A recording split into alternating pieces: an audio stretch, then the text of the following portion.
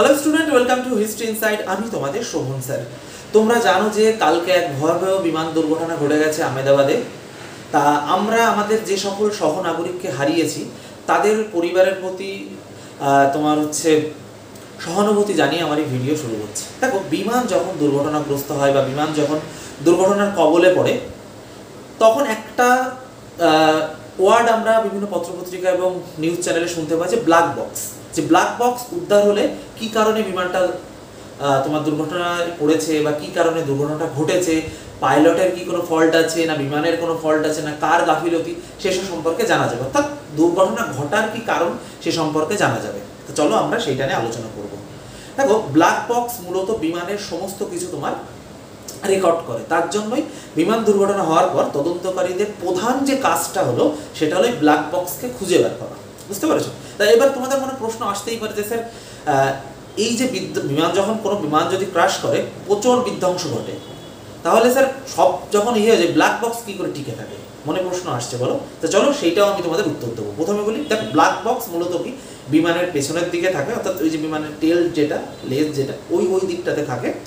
এবং এটা তোমার যে থাম্বনেলে যে ছবিটা দেখতে পাচ্ছ ওইটা আর কি, ওরকম আর কি। এবং ওটা হলো কমলা একটা উজ্জ্বল রঙের হয়। তো ব্ল্যাক বক্স সাধারণত তোমার দুটি অংশে বিভক্ত থাকে। একটা হলো কি তোমার এফডিআর আর একটা হলো সিভিআর। তো প্রথমে চলো এফডিআর বলি। এফডিআর হলো ফ্লাইট ডাটা রেকর্ডার। এই ফ্লাইট ডাটা রেকর্ডার অর্থাৎ এফডিআর কি করে, তোমার বিমান কত উচ্চতায় উড়েছে, বিমানের গতি কত ছিল, বিমান কোন জায়গায় অবস্থান করছে, ইঞ্জিন এর কন্ডিশন কেমন ছিল।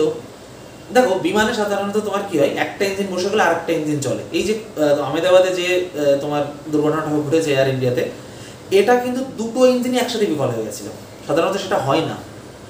এখন ব্ল্যাক বক্সে তথ্য উদ্ধার হলে জানা যাবে যে কী হয়েছিল। একটা ইঞ্জিন যদি বিকল হয় আরেকটা ইঞ্জিন দিয়েও ও ফ্লাই করে ঠিকঠাক নামিয়ে দিতে পারতো যদি একটা ইঞ্জিন তোমার ঠিকঠাক চলতো আর কি। কিন্তু দুর্ভাগ্যবশত দুটোই বিকল হয়ে গেছে। তা ইঞ্জিন কেমন চলছে, বিমান কোন রুট দিয়ে ফ্লাই করছে, এই প্রভৃতি যে বিষয়গুলো সেইটা রেকর্ড করে কে, তোমার এফডিআর অর্থাৎ ফ্লাইট ডাটা রেকর্ডার। এবার আসছে তোমার সিভিআর। সিভিআর কি, ককপিট ভয়েস রেকর্ডার। ককপিট কি, যেখানে পাইলট বসে প্লেনটা তোমার চালান, সেটা হলো ককপিট। এই সিভিআর এর কাজ কি, মানে ককপিটে বসে পাইলট তার সহ পাইলটের সাথে কি কথা বলেছেন, তারপরে কি সিচুয়েশন ছিল, তারা সেই কি মানে তোমার ওই যে তোমার বিমানবন্দরের যে কন্ট্রোল রুমগুলো থাকে তাদের সাথে কি কথাবার্তা বলেছেন, সেইগুলো তোমার ওই সিভিআরে রেকর্ড হয়। বুঝতে পেরেছো? সেইগুলো তোমার সিভিআরে রেকর্ড হয়। তাহলে আমরা জানলাম কি ব্ল্যাক বক্সের তোমার দুটো পার্ট, সেই পার্ট সম্পর্কে জানলাম। এবার আসছে তোমার ব্ল্যাক বক্স তোমার কিভাবে কাজ করে। দেখো, প্লেন যখন উপরে ওড়ে বা আকাশে ফ্লাই করে তখন নিরবিচ্ছিন্নভাবে এই দুটো পার্ট দিয়ে ব্ল্যাক বক্স সমস্ত তথ্য রেকর্ড করে। বুঝতে পেরেছো? এবার তোমাদের প্রশ্ন হলো যে স্যার, প্লেন যখন এত মানে দুর্ঘটনা কবলে পড়ে সব যখন শেষ হয়ে যায়, কিছু অস্তিত্ব থাকে না, তাহলে ব্ল্যাক বক্স কীভাবে টিকে থাকতে পারে? দেখো, ব্ল্যাক বক্স হলো টাইটেনিয়াম ধাতু বা এবং হাই তোমার টেম্পারেচার রেজিস্ট্যান্ট উপকরণ দিয়ে তৈরি, যেটা তোমার 1000 ডিগ্রি সেন্টিগ্রেড উষ্ণতায়ও 1 ঘন্টা টিকে থাকতে পারে এবং তোমার 260 ডিগ্রি সেন্টিগ্রেড উষ্ণতায় 2 ঘন্টা টিকে থাকতে পারে। এটা তোমার জলরোধী, অর্থাৎ জল ঢুকলে যদি কোনো কারণে বিমান তোমার সমুদ্রের মধ্যে পড়ে গেল তাহলে জল ঢুকে যেন সেটা নষ্ট না হয়, অর্থাৎ জলরোধী, আগুন প্রতিরোধী এবং এমনকি দুর্ঘটনা ঘটার 1 মাস পরেও যদি ব্ল্যাক বক্স উদ্ধার হয় তাহলেও কিন্তু তার তথ্য তোমার পুনরুদ্ধার করা যায়। বুঝতে পেরেছো? এবার বিষয় হলো যে ব্ল্যাক বক্সকে আমি তোমাদের প্রথমে বলেছিলাম ব্ল্যাক বক্সটা প্লেনের পেছনের দিকে থাকে। কেন থাকে?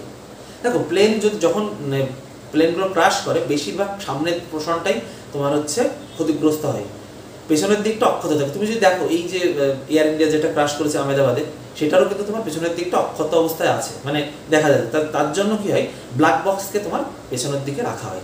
তো এই ব্ল্যাক বক্সের ব্যবহার শুরু হয় 1947 সালে, আর 1958 সাল থেকে সম্ভবত, আমার এখন ঠিক এক্সাক্ট মনে আসছে না, এটা তোমার বাধ্যতামূলক করা হয় যে প্রত্যেকটা প্লেনে ব্ল্যাক বক্স দিতে হবে। সেটা সম্ভবত 1958 থেকে বাধ্যতামূলক করে এবং এর ব্যবহার 1947 সাল থেকে মনে হয় শুরু হয়। বুঝতে পেরেছো?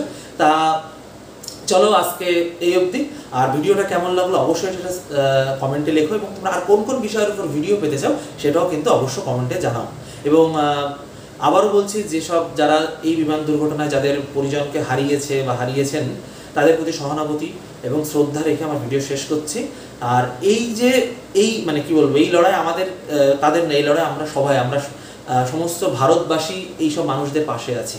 তো চলো আজকের ভিডিও অবধি, এবং চ্যানেলটা ভালো লাগলে শেয়ার করো, সাবস্ক্রাইব করো, এবং তোমরা আবারও বলছি কোন কোন বিষয়ের উপর ভিডিও পেতে চাও সেটা অবশ্যই কমেন্টে জানাও। ভালো থেকো সবাই, জয় হিন্দ।